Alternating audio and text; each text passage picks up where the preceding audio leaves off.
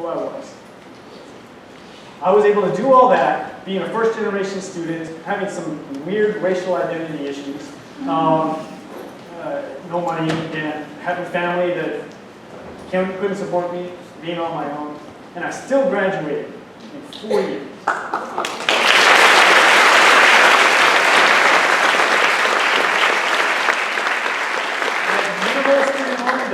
Because I was working so much and I applied for as many scholarships and I got my FAFSA in time a little prior to deadline each year. And there was another thing. After my first year at St. Mary's, I did all my paperwork myself. And on my FAFSA, I put white. The next year, my mom was at the kitchen table and she saw me do the same exact thing. Just, no, Mino, what are you doing? What are you doing? And I'm like, because I'm white. And she goes, no, no, no, your dad is a mutt. 10% this, 10% that, 10% this, 10% that. 50% poodle getting going. I'm like, okay, I'm Mexican. I still don't know if it was a box. I don't like boxes. I don't. For that one reason. Here's me having a party with some of my RA staff. After college, I didn't know what I wanted to do because I applied to graduate school as an international relations major and I didn't get in. The president of Loyola Marymount University wrote a letter of recommendation to the president of Georgetown University, and I still didn't get in. Keep that in mind. Probably because I didn't know Spanish. Still don't know Spanish very well. So I had a backup plan. I always had a backup plan. I did volunteer work up in Seattle, Washington with the Jesuit Volunteer Corps. It's us on a fishing trip, and I'm going to put this Prezi up on the canvas as well so you can see it. It was, their motto was live simply so that others can simply live. And I still try to live by that code today. I'm not materialistic. I don't have a lot of stuff. My apartment is pretty much empty. I just have some books, my TV, I got knickknacks and a picture and all that other stuff, but it's not a lot. So I don't need it. All because of my experience with that. Then I went to Colorado. My brother was going to school up there, and he got kicked out of the dorms for doing some bad stuff with his residence as an RA. And he said, I'm homeless, and you either find an apartment or you want to move out here with me. And it was a good time for me. I had gone back to Los Angeles, worked for my alma mater, and decided I wanted to see something else. I was ready for this next adventure. So I moved to Colorado. I lived with my brother up there.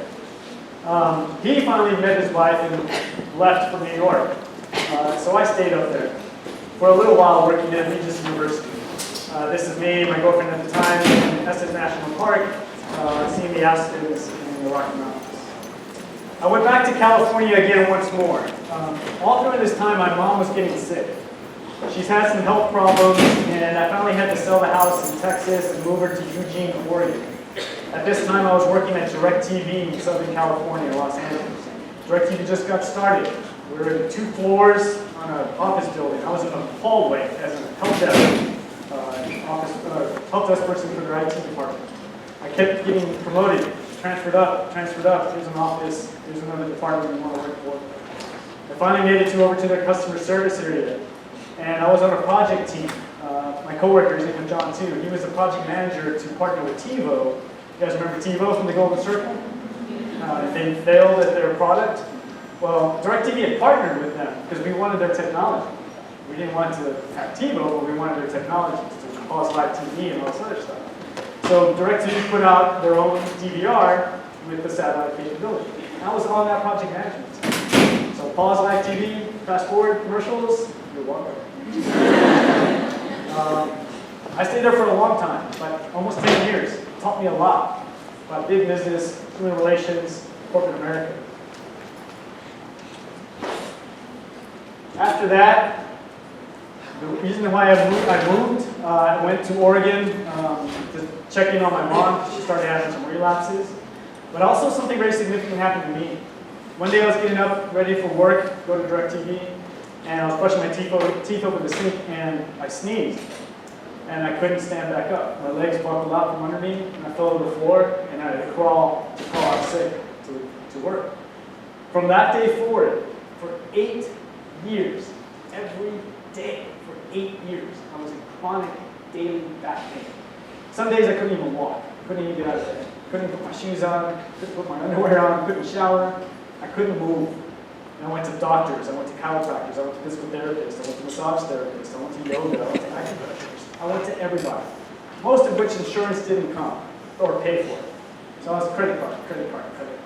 Even with the good money I was making in corporate America in Los Angeles, California for a Fortune 500 company, I was going through it. And every doctor would tell me, you just have to live with it. And the first doctor told me that, I'm like, you're not my doctor anymore. Doctors shouldn't be saying that. Who's pre-health professions here? Come on, be good doctors. So I believe in taking care of your health, but there was something I just couldn't do. I was seeking as much help as possible, it wasn't getting fixed. It wasn't until I moved back here to Austin, I went to a physical therapy place right off the river called Austin. 5 sessions. They just worked on my back right here for 5 sessions with a little body work. It was called myofascial release. You know, have anybody seen a raw chicken breast? You know that white skin, that filmy white skin, that's fascia. It keeps all our organs together, our muscles and stuff like that. When that sneeze happened, mine snapped. It doesn't break, but it just got pushed into an area, so it was pulling all my internal organs and my muscles in a weird way. And no doctor was able to do that. And they wouldn't give me an MRI. They said, no, we can't do that unless you want to opt in for back surgery. They wanted to split open my back, fuse it, and all this other stuff. 5 sessions of this, it was fixed. I haven't had pain since then.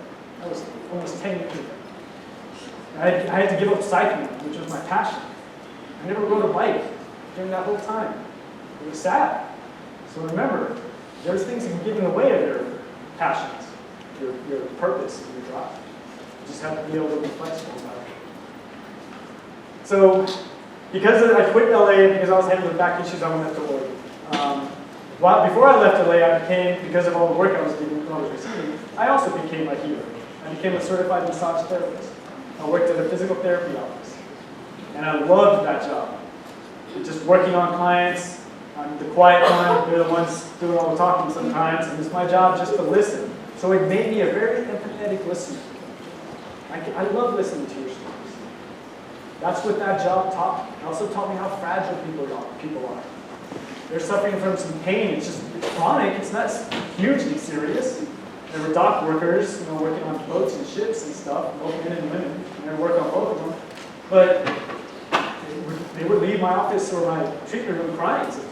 It's like, finally, I feel good. No pain today. I'll see you next week. So that was a rewarding experience as well. Again, international relations major, biracial. What am I doing for the South therapist in the docks of Southern California? You don't know where your story's going to take you. I went up to Oregon, worked at the university there at Eugene in their admissions office. That's right where I was before I came here. When I first came here, I worked at McDonald Observatory. This is the Hubble Eberly Telescope in Fort Davis, Texas. Anybody near Fort Davis? Sanderson, El Paso, Lubbock, around there? Make it out there if you haven't already. Right after I worked at McDonald Observatory, I worked in the financial aid office for 4 years, and now I'm here with ULM. Why? Higher education was my theme throughout. I never left higher education, even when I was working at DirecTV. I went to community college one summer just because I wanted to learn. I wanted to be a scientist, so I took biology and road geography. The time that I've spent in higher education has validated for me why I'm standing in front of you right now. Because my passion is college students. Why do you think that? Because of my experience. Being that one guy with that one suitcase, staring that long wall in my face, and not knowing anybody there. Who helped me? People like me. Student affairs administrator. So I'm giving back. This is my life now. This is my career. I'm in graduate school for higher education. I want to learn more about college, university life, the college student, so I can serve you and help you better. I get so much reward from that. I was talking to Evelyn Gallagher, who's part of your class, just the other day, on that specific reason. This is me fulfilling my purpose. I got the drive when my dad walked out on me. I got the passion when I saw how well it affected me and how it made me successful, those people there. So I'm doing exactly what I want to do. And I told you during the kickoff event, I can help you, but I can only show you the door. You have to walk through it. That's Matrix 2. Pay attention to your story, the details. Remember, you can affect it. The people you meet, who you introduce yourself to, what experiences, what clubs you join, study abroad. You're the creator, the writer, the director, the actor. You can play every part. You're the soundtrack person with your Spotify or Pandora or whatever. That's the soundtrack to your life. Take responsibility for it. You have choices. We always have choices. Prove yourself. You exist. Every day that I've lived ever since our truck flew off that bridge, I see it as a gift. I'm not supposed to be here. I'm not. So I take every day as like, can I still make an impact? Can I still do something? What's my drive today? Some days are bad, seriously. But that keeps me going because I know I really shouldn't be here. Respect it. Respect your story. Treat it kindly. Be responsible for it. Be appreciative of it. Be respectful. Respect other people's stories. This is my story. You don't have to like it. You don't have to understand it. I know we have some very different experiences as well as similarities. But I ask you to respect it, because it is my story. The way you can make your story the way you want it to be is to introduce some really good characters into it. Change that plot once in a while. Have that quick turnaround, like, oh wow, I didn't see that coming. You know, you're watching a movie, like, oh crap, you died? You didn't feel this split?